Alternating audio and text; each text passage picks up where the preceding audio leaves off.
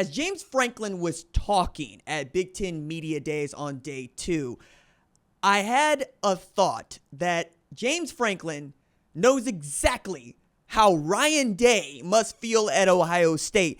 And I realize what I'm saying is going to get under the skin of both Nittany Lions fans and Buckeyes fans, but I don't mean it that way. I do mean to say that y'all are the issue. Y'all are at issue. You are the thing that I am talking about when I say James Franklin and Ryan Day. This is not assigning blame. This is to help better understand what is going on for all the rest, right? I get y'all, right? Y'all want to win championships. Y'all want to win national championships. You really need to beat Ohio State. You really need to beat Penn State. You both really need to beat Michigan.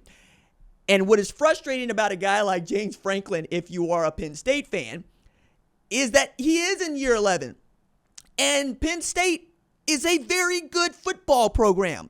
They will start the season inside the top 15, they will climb into the top 10, and they will finish just inside or just outside the top 10. They cannot seem to break through. No matter how many Rose Bowls they make, how many Rose Bowls they win, it comes down to, can you beat Ohio State and Michigan in the same year? For Ohio State, it's very much the same thing. While they don't think about Penn State on the scale that they think about Michigan, it is a team that they must beat if they want to get to where they are going. So James Franklin is on the days, following Ryan Day, who went on day 1. And he talked about bringing in 3 new coordinators. And if you are unfamiliar with Penn State football, you are unfamiliar with the idea that James Franklin doesn't really hold on to coordinators. They either take another job as a head coach or they get fired, usually on the day off, okay?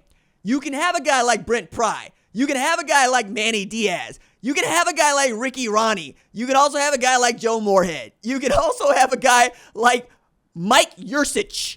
You can have problems, but also not really have problems. The thing that James Franklin took away from last year that I think most Penn State fans would agree with is also an Ohio State thing. We were not explosive enough on offense. We needed to be more explosive on offense given the players that we have. I think Ohio State fans feel kind of the same way about their offense last year. It did not live up to its expectations, and both of their defenses were outstanding. I would say Ohio State and Penn State had 2 of the 5 best defenses in all of football. They just couldn't consistently go out and score points or get production from the quarterback on a consistent basis. So what does James Franklin do? He goes to get Andy Kotelnicki from Kansas. Why? Because they were explosive.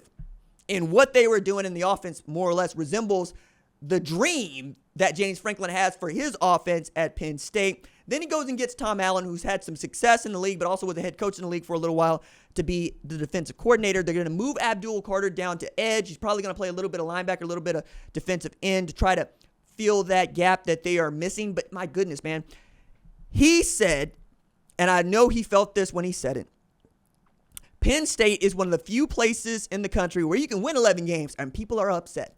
He chooses to accept that. I choose to accept that. I know Ryan Day chooses to accept that. But I would also be remiss if I didn't say Ryan Day is 0-3 against Michigan his last 3 opportunities. And James Franklin is 4-20 all time against both Ohio State and Michigan. And he's never doubled them up. And you know what? The only time that he would have to double them up in 2024 is if they face one of those 2 in the Big Ten championship, right? This feels like it should be a breakthrough year for Penn State because we're doing away with divisions. Full stop.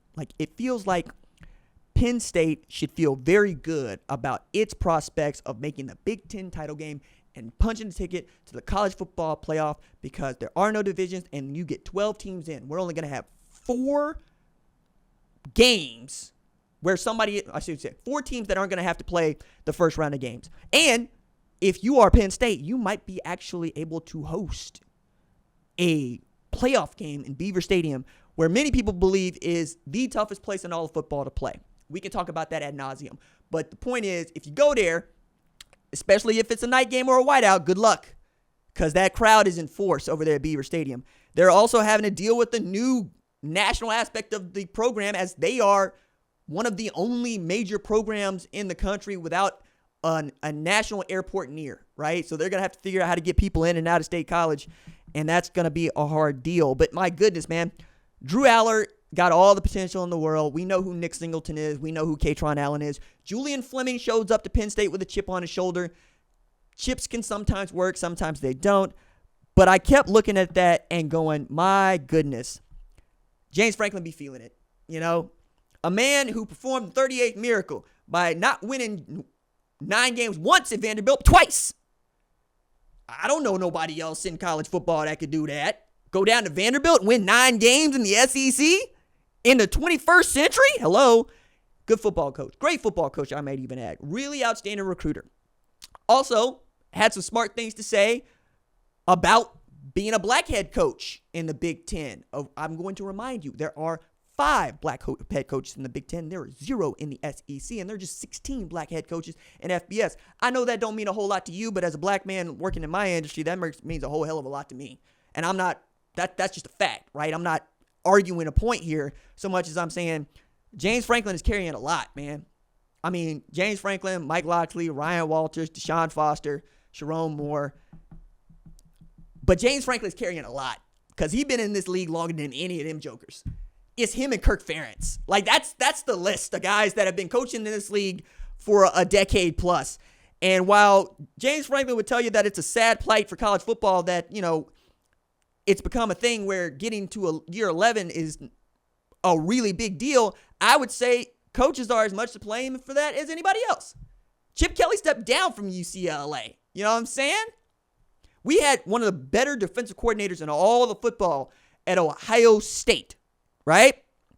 Y'all remember this because 2019, Jeff is at Ohio State. He goes to Boston College. What does he learn at Boston College? He don't want to do this no more. Jeff Hafley up and goes to Green Bay because he ain't want to do it no more. Would they have let him stay at Boston College? You damn right they would have. They were fine. Hell, he had them going in the right direction. But I think a lot of this is to say that some of these coaches are looking to just win one. Like, I think if James Franklin or Ryan Day managed to win a national championship, would anybody begrudge them doing the Jim Harbaugh? Chucking the deuce and getting the hell up out of here because, well, it takes a lot of skin, takes a lot of wherewithal to coach at Penn State, to coach at Ohio State because y'all tough. And it ain't going to change. And you shouldn't apologize for that. You shouldn't apologize for being tough. You shouldn't apologize for the standard being the standard. You shouldn't apologize for expecting to win all 12 of your regular season games and then go win a national championship. You shouldn't have to apologize for that. However, I'm going to say that it can be taxing when you have been really good for a really long time. And I hate to say it, but Penn State has been really good for a really long time. They just have never been the best.